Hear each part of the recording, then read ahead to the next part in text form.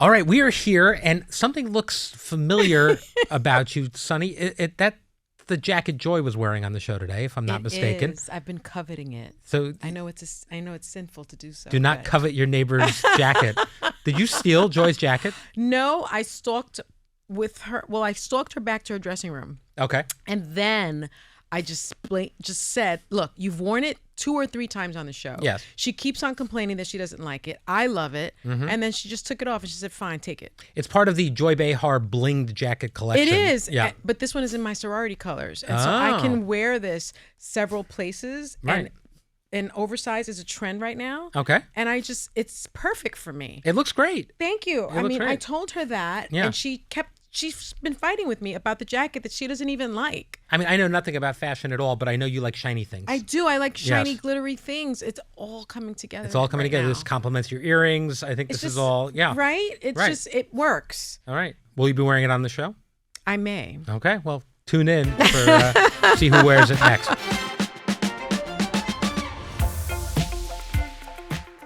All right, Sonny, this is it. We are 7 days away from the election. Yes. Which is both unbelievable. It feels like it's been forever. I also can't believe it's here.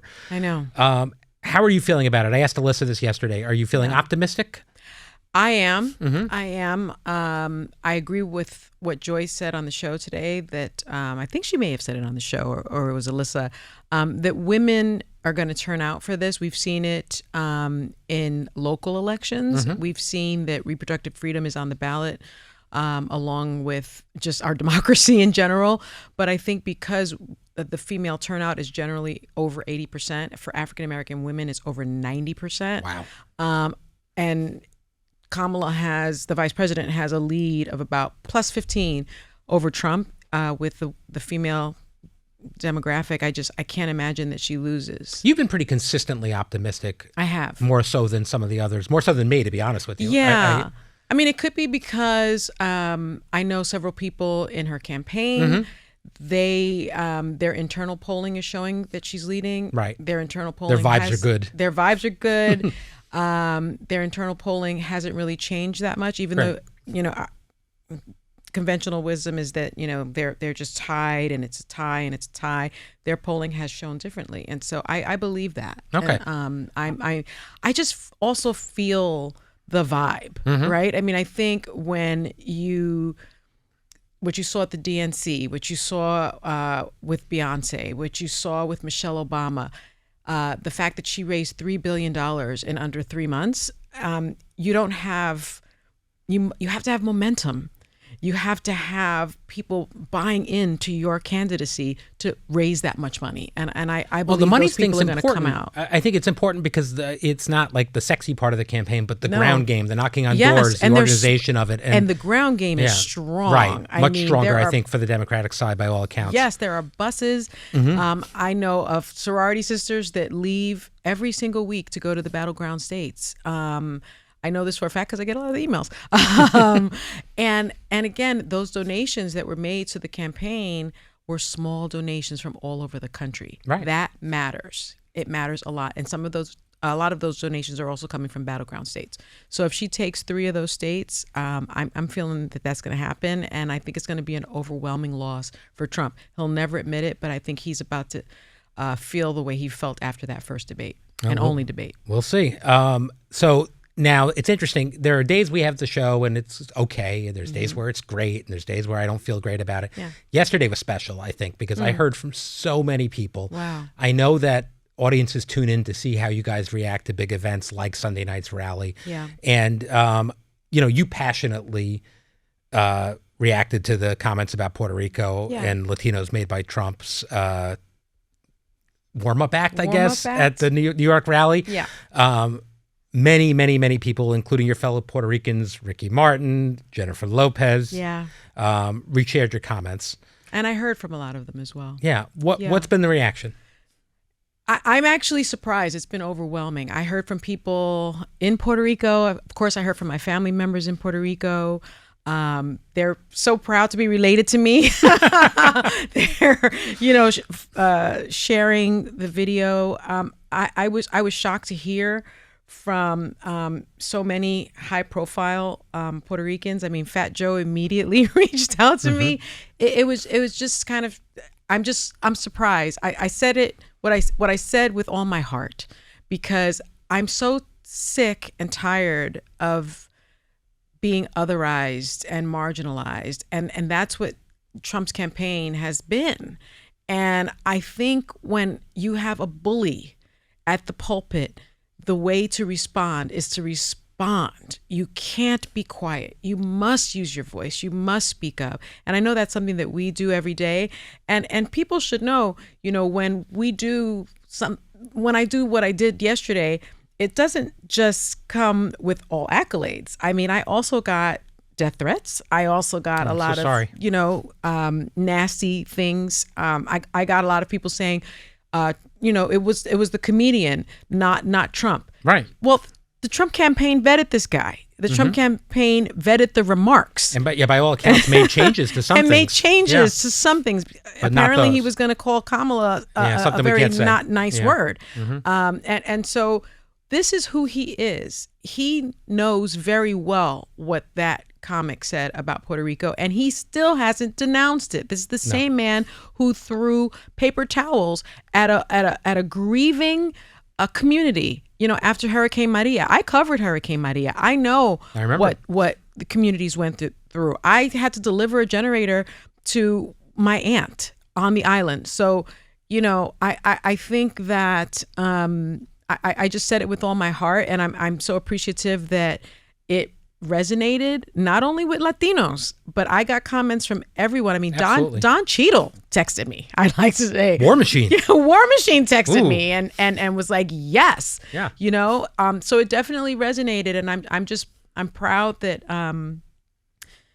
that I have a platform that I can speak up for my community. I didn't know Avengers were calling you. That's pretty good. Yes, the Avengers called. That's pretty good. All right. Well, the other thing I saw in the comments and I think we need to clear this up, is what people saying that Puerto Ricans can't vote in the election. Can you shine some light here? Yes. Puerto Ricans are American citizens because Yes, Puerto Rico is a U.S. territory. The Puerto Ricans that are living on the island, and I think this should be changed, don't necessarily have representation. And so if you're living on the island, then you can't vote in the presidential election. However, if you are living on the mainland, which millions are, those are the stats that I gave everyone yesterday. Right. Those are voting Americans. They vote in the presidential, elections. And as I said yesterday, we also disproportionately serve in the armed forces. And so I heard from some people, well, then if you don't like it here, go back to your country. America is my country because Puerto Rico is America. Of course. Yeah. We are Americans. Another thing that's been brought up a lot is, and you guys have been talking about this for a very long time, is the double standard that's being held up right now. Yes. That Vice President Harris has to be perfect. And against the most imperfect candidate that we've ever seen in our lifetime. I am seeing it more and more now in speeches that other politicians are making and things like that. It's getting called out now, including by former First Lady Michelle Obama. Because she's felt it, Brian. Yeah, of course. I have felt it. There's such a double standard when it comes to a woman of color. I've got to tell you, what did Trump lob at me? She's dumb. Do you know how many times I've had to prove my value when it should be obvious? And I mean, this is a woman, Kamala Harris, who was a DA, an AG, a senator, and is the sitting vice president, being called names, being disparaged. I mean, this is something that as women of color, we deal with. And I think we deal with it with grace most of the time. But you do have to work twice as hard to get half as far, to get paid half as much as people that are less qualified than you are.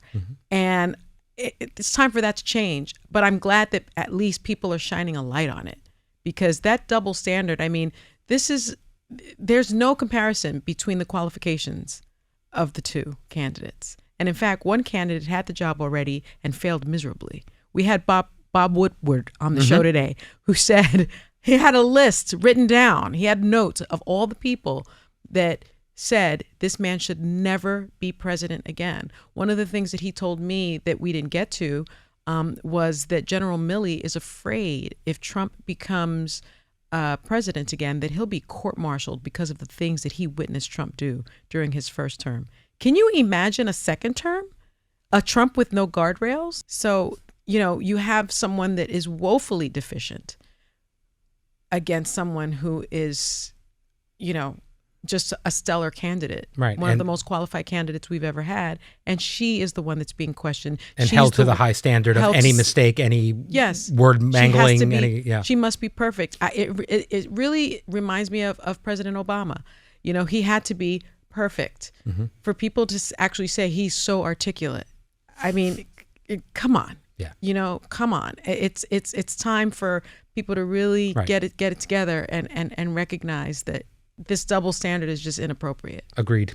Although President Obama may be one of the greatest speakers of any president ever in history. He is a great orator, yes. But why is that a surprise? Right. No, agreed. Right? Columbia undergrad, Harvard Law School, Harvard Law Review editor. You have to be the #1 law student to be the Harvard Law Review editor. I mean, he was following W. Bush, which probably might have been part of it. But bottom line is people were surprised. No, I agree. Now, speaking of the way presidents talk, some people are saying that the media has now normalized Trump's rhetoric. I think so. I know you do. Tell me what you mean by that. Because he traffics in tropes, racial tropes. He traffics in divisiveness. I mean, he's calling America a garbage can. He's denigrating legal migrants that are here. And it's almost as if either people are numbed to it all. They don't believe what he's saying. He's saying he's going to be a dictator. I think at this point, if we don't call him out, we're normalizing him. Well, imagine the vice president called America a garbage can and what the outrage would be from the other side. It's insane. There would be outrage. There was outrage that Obama wore a beige suit. There was outrage that Michelle Obama said something along the lines is, I'm proud to be an American. This is one of the first times I think she said, I'm proud to be an American. And there was outrage about that. Yes, yet this man is calling America a garbage can, and no one has a problem with that. We're normalizing it, and we need to stop doing that. And that's why I take every chance I get to point out that this is a white nationalist platform. This is a bigot. This is a racist. This is a fascist. All of his own people that were closest to him are saying this man need not be anywhere near the Resolute desk. We need to listen to we need to be hyper aware at this point. Well, speaking of someone who is hyper aware of this, let's go back to Bob Woodward. He was on the show today, and we asked him about the Washington Post and about Jeff Bezos pulling back on endorsing Vice President Kamala Harris. Jeff Bezos confirmed that he made the principled decision, I'm quoting him, principled decision without consulting either campaign or any quid pro quo. But why do you think this decision was made? I don't know. I'm not going to guess. He says that it was principled. He said that, there was no quid pro quo. It feels calculated, I think. I still feel it was the wrong decision, regardless of why he did it. I think that it is very clear that there has always been two parts of the Washington Post, as the New York Times has sort of two parts. You have your straight up journalism and you have your opinion journalism. And I don't think people that are reading the Times and that are reading the Post and that are reading the editorial page are confused by that. And if you're confused by that, then pick up a book. I don't know. Pick up a dictionary. It's funny because I've long said that we are kind of the ABC News op-ed page in a lot of ways. I mean, we are. Yes, we are. And there have been View hosts that have had very strong journalistic backgrounds, including yourself. But that when you're on this show, you're giving your opinion. It is an editorial. It is not necessarily My opinion is generally backed by facts. Sure, but it's still an opinion. But it's an opinion. You're right, and it does not necessarily reflect the views of ABC News. That's right. In any way beyond their standards. That's right. By making sure that we're telling factual things. Yes. And I think audiences understand that. And in this election, when we are normalizing a fascist and a bigot and a racist, I think it's really, really, and a white nationalist, in my opinion, I think it's really, really important for the opinion writers to write factually, of course, based in fact, about what's at stake. and compare and contrast the two candidates, which is what the Washington Post has been doing for decades. Right. And so I am disappointed in the decision that was made. I think it was the wrong call. Right. Fact-based opinion is valuable and I think so. important, I think, too. And obviously we're a little biased because that's what we do for a living. That's what we do. I think it's important. All right. So Halloween is this week. I have been dragged over the coals. I'm very upset, Brian. I know. You wanted the costume.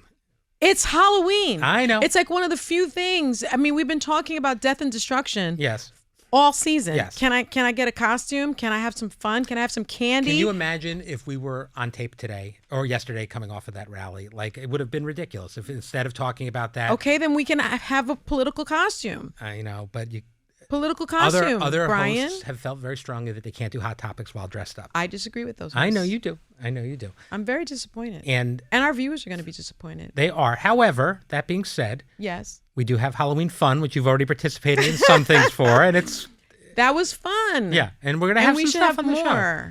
We're going to have some stuff on the show, but we're also going to be live. I needed a costume this year. I know, and I'm sorry. Well, today with Zoe Saldana, we showed you dressed in her dressed up as her Avatar character. Fun. What's been your favorite Halloween costumes at The View? I've had so many. Avatar was probably a highlight for me, as was it's just gorgeous. It was gorgeous, and the work that our team put into that that costume was incredible. I think even Zoe Saldana was kind of shocked at how good it was. She was really impressed how good it was. She was really impressed. And of course, the general from Black Panther. That Cleo. was with all of my soldiers. That was amazing.